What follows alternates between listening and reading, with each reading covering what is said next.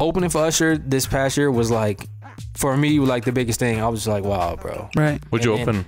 Well, I was in Australia, so we did Brisbane and Sydney and Melbourne. Like, it was just crazy. That was the time of my life. See, that's crazy to me, because you would think somebody who opens for Usher, like, bro, it's like you said, you rubbed elbows. Like, yeah, like, you know what I mean? So that's on my resume, like, yeah, I opened for Usher, and it's like, okay, so what do you got going on? What are your sales like? Right. You know what I mean? That's so that whole thing. And then I tour with Ginuwine. Like, Ginuwine's somebody, like, he's like my big bro. So like, I have a relationship with him to where, you know, I open all his shows. If he hit, hey, you want to open the show? Yeah, you know what I mean? Right. We did a whole tour together. So like, those two for me are like big accomplishments, because when you're a kid, you don't think.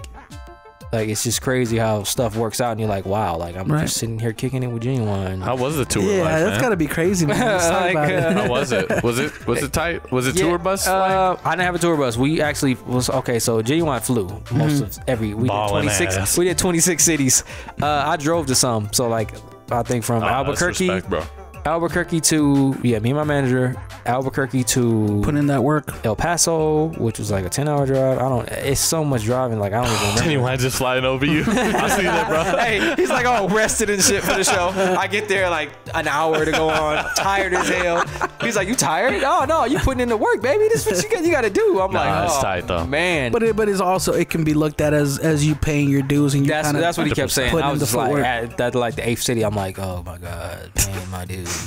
But we're literally performing at the same place and you flying, bro. Yeah. So, but it was a humbling and definitely an experience, like soaking up his energy and seeing his process, and then like being in different cities. Every city's different. Like, you know, traveling is always like fun, because you get to see different cities' cultures. Like, even in the States, like, it's cool. Like, El Paso, Albuquerque was one of the funnest cities I've ever been to, and I'm like, I've never heard of Albuquerque. You would have never been in to my Albuquerque. entire life. Yeah. Like, but being there, I was like, wow, this is popping. But what made it pop for you?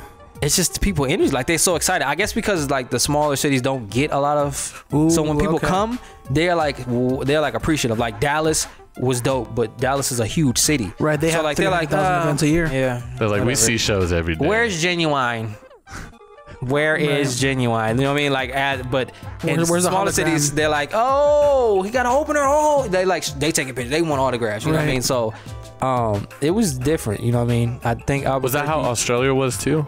You know what? Wait, Austria or Australia? My bad. Australia. Okay. Listen, any advice to any artist? Try to get overseas. Like, we always talk about that. Yeah. Overseas, their appreciation for like American music and just music in general is next level. Like, they are fans, like diehard fans. They will ride with you to the end. Like, you could freaking like do something terrible and they're gonna still support you. God forbid you do anything terrible. But why do you think that is? Bro, honestly, I couldn't answer it there. And they just have that love for music. They just love music. And like, the fans I got just from being over there was like, they are super fans. Like, they listen, they tell me, they write me like, hey, I listened to your song today. They repost it. You know, I'm like, it's just like, they're not afraid. I feel like Americans, like, we're like super too cool sometimes. Like, we're like, I think it's just the culture too. Like, a lot of other places around the world, you know, like, they really hold deep in their culture. You know what I mean? Like Japanese and all that. So when they have some type of creative in their life, they hold it really near and dear to them. You know what I mean? Because I see like Japanese people, I heard they're the same thing. Like,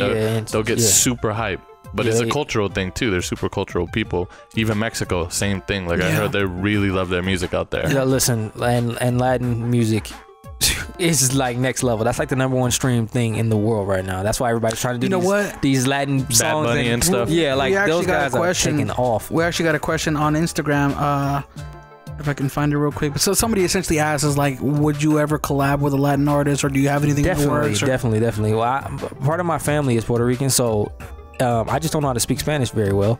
So that's something I'm like working on. But like, definitely, like, I actually started working on Spanish records. They're just not good enough yet. Ever since Despacito came out. Despacito.